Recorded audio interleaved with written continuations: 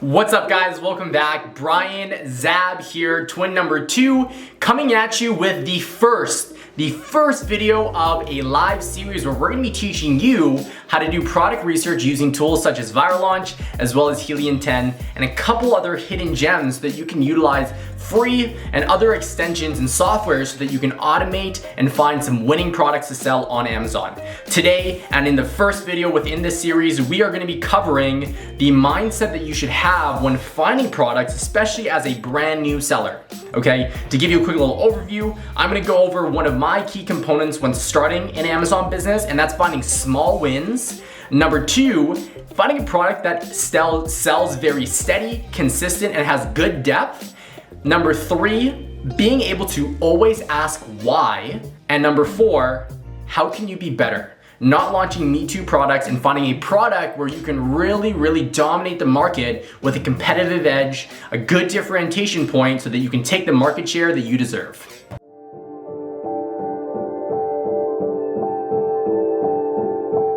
Alright guys, welcome back here. What we're going to do is dive right into things, and we're going to go over those 4 pieces of criteria to help you guys bake in the right mindset when finding a product.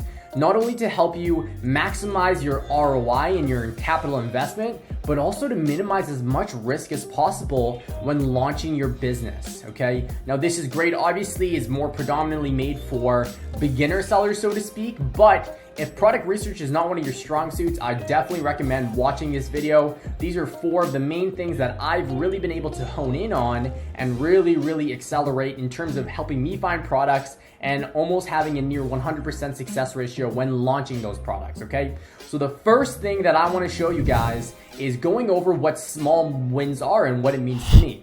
So what I'm essentially stating is to find products that aren't necessarily doing a crazy amount of revenue, not doing $25, $30, $40, $50,000. Obviously that's amazing, but as you can imagine, if you want to compete with those top sellers and how Amazon's market is, you need to be ranked within the top page to get the visibility that you want for your product.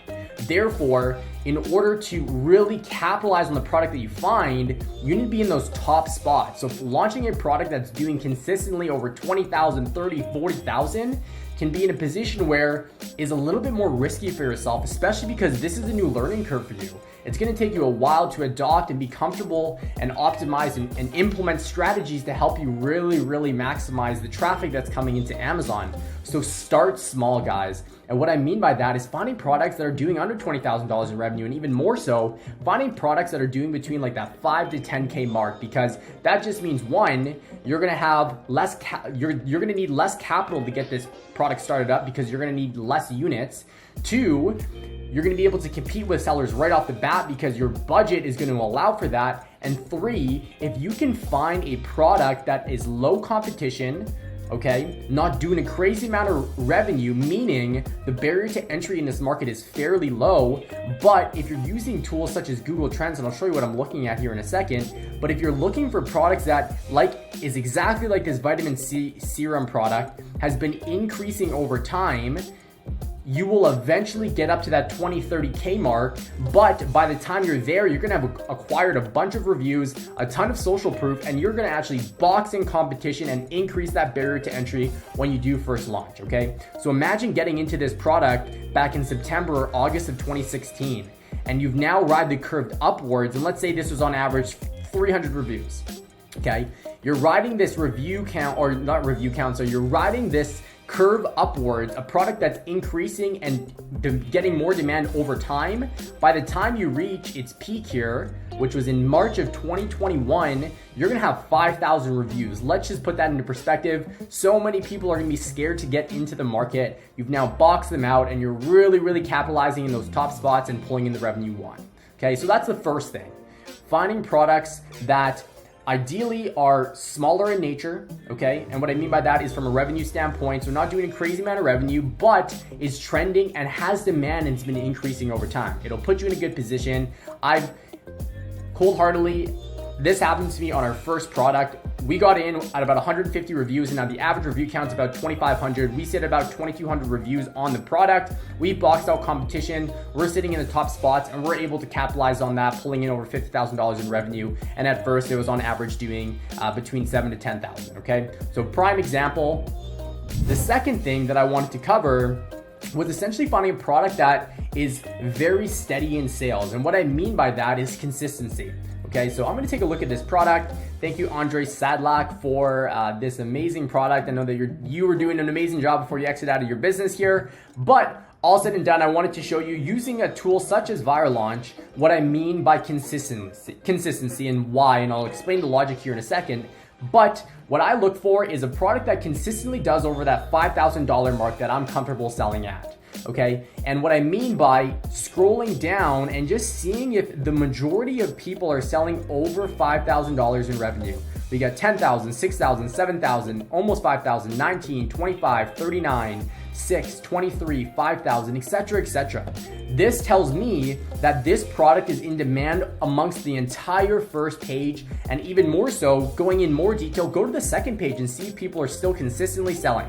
Because what you'll realize when you sell on Amazon, yes, it's a very rank-driven market, meaning you need to be in those top spots to see the traffic, but inevitably, it's super, super, super dynamic. You're always gonna move in rank. Therefore, you wanna be in a market and a product niche where whatever position that you are in, you are making money, you're able to get your return on investment, you're able to increase your sales, you're able to increase your social proof and reviews so that when you do a full-on rank and get into those top spots and try to pertain in there, you're gonna be in a much, much better position. Okay, so like I said, the reason for this consistency and even more so depth, making money at the bottom of the page, it's just purely to minimize risk. It's a much safer product niche to get into. Okay, now the third thing that I wanted to cover was always asking why. Okay, so I have a specific example here that I've pulled up, these wooden bases. One thing that I do want to note is I'm purely just looking at these just for an example. I don't know, and I haven't done a full analysis on all of these products in regards to if I were to launch one of these, but pulling up again ViralLaunch here, asking why, and let me show you a specific example, okay? So going back on that framework, we're trying to find consistencies over 5K. Asking why helps you put your thinking hat on and makes you look at it from different perspectives. Now, one thing that I want to mention, it's going to take time for you to adopt this practice and adopt this knowledge in order to be able to look at it from different perspectives. But one of the biggest things that I like to do is asking myself, why is this person not making the revenue that I want? Taking a look at these top 10 spots, no one is making over $5,000 in revenue. But why? Okay, so these guys right here, they're being ranked. They have fairly high reviews, okay? But, these top 3 spots are prime examples of why you should ask why, okay? So this guy is in the top spot, but he's only making $437. Second spot's making $467. And the third spot is making $0. Why is that the case? If social traffic is coming or customers are coming to this specific keyword and you're ranked within the top spots, why aren't they making money? It seems like a no-brainer, but you want to ask why.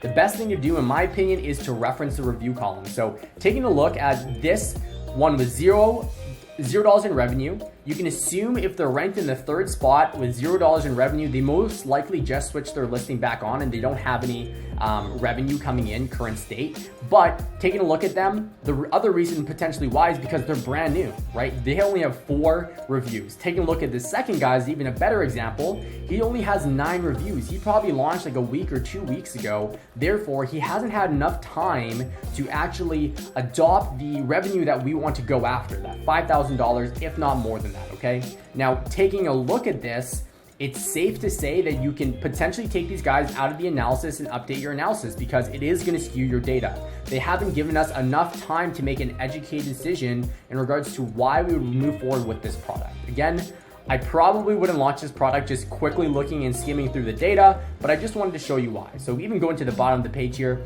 this guy's making $139, but he's ranked on the first page. It's because he has 0 reviews. Same with these bottom ones here. 515 only has 3 reviews.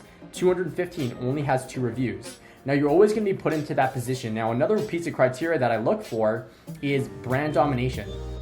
Being brand dominated, let's say Home Paint right here had 4 out of the top 10 spots. A consumer is always going to feel more confident and comfortable purchasing from a brand that is shown to them more because they feel like they're a larger brand and they have a bigger presence.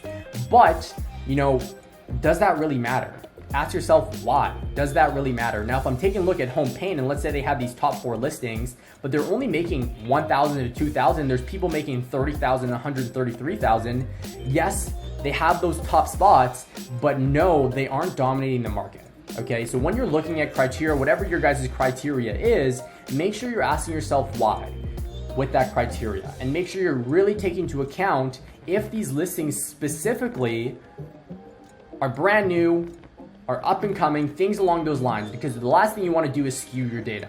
Really take into account the people that have been selling, because we can make much stronger data-driven decisions based off of that. Okay? Now, the fourth thing is essentially making your product better. And now I've experienced this firsthand. I've always been able to come into the market with a strong differentiation point. And this is so apparent because there's new sellers coming into Amazon almost every single day, and you want to be better.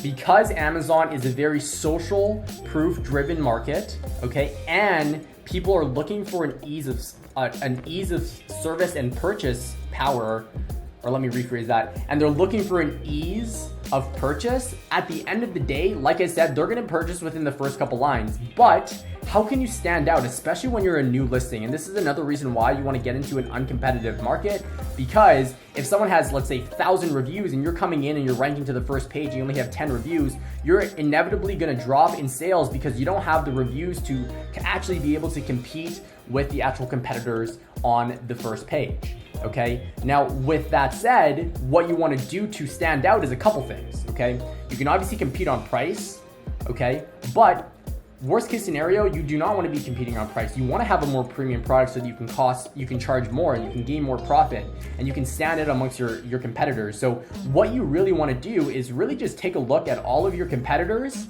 see what they're not doing, listen to your customers, and see how you can come in with a better product. Okay. So I'm going to take a look at this one, and what I'm simply going to do is just go down to the ratings, look at the 1 stars, 2 stars, and 3 stars, and just simply see what people are complaining about. These are the problems that I want to solve, and why this is a great strategy in order for you to make an educated decision is purely because you're listening to Amazon customers. You're targeting Amazon customers when you launch, therefore listening to them is only going to help you, right? Because you're solving their problems. That's what people need, okay? So taking a look at this, we see poor quality. Split after the 3rd use, leaving a mess to clean up, okay? So maybe I wanna come in with a stronger piece of wood. Don't spend your money on this. I should have read the reviews. This base is absolutely not worth purchasing. 10 minutes after I put water in it, enormous cracks split the vase. So maybe you want to put a liner on the inside that makes sure that water doesn't decrease the capacity and the strength of the wood. Split from the bottom, again, cheap, don't waste your money, arrive cracked. Okay, so this is purely just a quality issue. It leaks, there's so many different things. So ask yourself the question, what can I do to solve this problem? Okay, good things to go about that is talking to your manufacturers and your suppliers, asking them for advice on what they have done with previous clients. Call stores or go into stores that sell similar products. That way you're making and getting customer data. Build focus groups, post on Facebook groups and your status and things along those lines, and to facilitate feedback so that you're not just relying on assumptions and you're using data behind it. Again, Amazon, because it's a very social proof driven market and you need to be ranked in order to actually sell well consistently, you want to make sure that you're consistently selling. The best way to do it is just to have a more premium, a better offering. Okay, I hope you guys all saw value in this product research mindset video. I'm excited to continue this series, doing live examples, showing you specific criteria, showing different ways to find products to make your guys' life easier. Go ahead and subscribe below. We're gonna be posting content every single week. I'm super excited for you guys to be on the journey with us.